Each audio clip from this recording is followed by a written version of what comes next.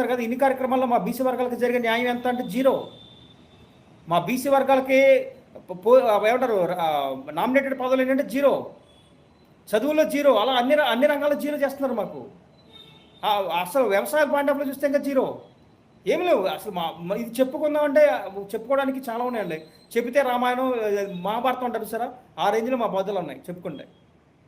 ఎన్ని చెప్పాలో ఏం చెప్పాలో కూడా అన్ని బాధలతో ఉన్నాం మాకు. అందుకే మా బీసీ వర్గాల ప్రజలు కూడా ఒకటి చెప్తానండి, చూడండి ఇక్కడ అధికారంలో ఉండేపాటికి భర్త అనేవాడికి వాళ్ళ భూములు ఎలా కేటాయిస్తారో మన బీసీ వర్గాలకు వస్తే కూడా నేను మన అధికారంగా సంపాదించుకోగలుగుతామండి. ఎందుకంటే ఇప్పుడు రాజకీయంలోనే డబ్బులు సంపాదించాలన్నా రాజకీయమే, 100 ఎకరాలు సంపాదించాలన్నా రాజకీయమే.